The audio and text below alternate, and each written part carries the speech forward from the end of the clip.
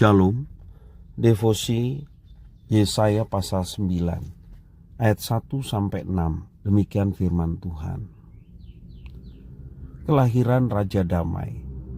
Tetapi tidak selamanya akan ada kesuraman untuk negeri yang terimpit itu. Kalau dahulu Tuhan merendahkan tanah Zebulon dan tanah Naftali, maka di kemudian hari Ia akan memuliakan jalan ke laut, daerah seberang sungai Yordan, wilayah bangsa-bangsa lain. Bangsa yang berjalan di dalam kegelapan telah melihat terang yang besar. Mereka yang diam di negeri kekelaman, atasnya terang telah bersinar.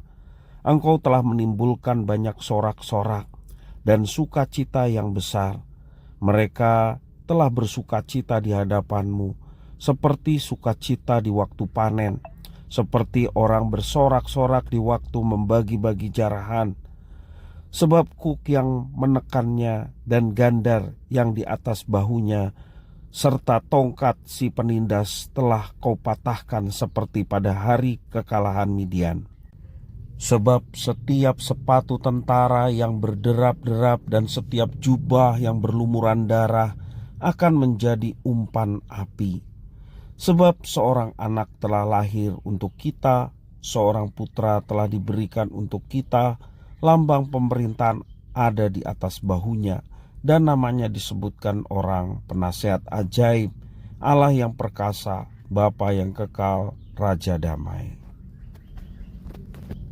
Bapak Ibu saudara-saudara yang dikasihi Tuhan, ayat ini biasanya kita dengar pada hari Natal. Karena ayat ini berkaitan nubuatan tentang kedatangan Mesias, Yesus Kristus yang kemudian digenapi saat kelahirannya. Apakah Bapak Ibu Saudara pernah pergi ke Jakarta? Bayangkan kita pertama kali datang ke Jakarta. Lalu kemudian kita diberitahu bahwa biaya kehidupan di Jakarta ditanggung sepenuhnya oleh teman kita.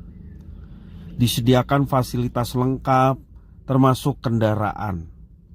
Dan juga disediakan peta agar kita leluasa berjalan-jalan sendiri di Jakarta. Atau teman kita yang mengenal seluk-beluk Jakarta dengan sangat baik berjanji menemani kita setiap saat. Mana yang lebih Anda inginkan? Janji akan juru selamat bersifat sangat personal. Tuhan Allah tidak menjanjikan nasihat yang ajaib, tetapi penasehat ajaib.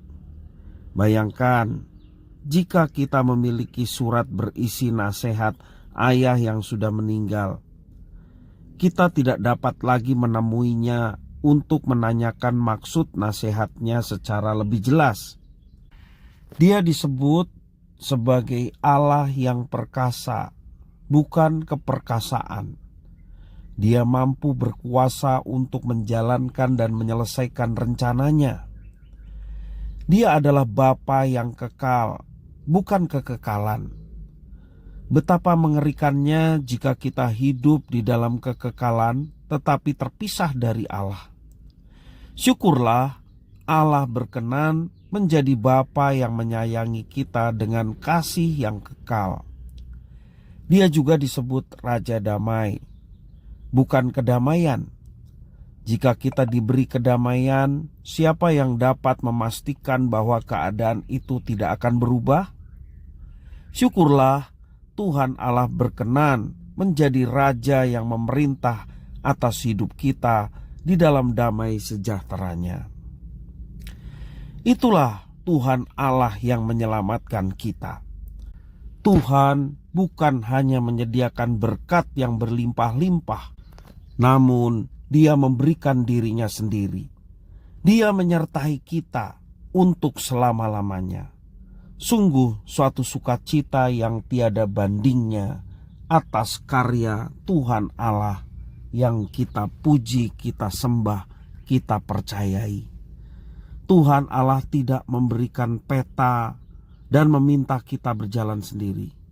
Tuhan Allah menjadi pemandu dan penuntun langkah hidup kita setiap hari. Tuhan Yesus memberkati.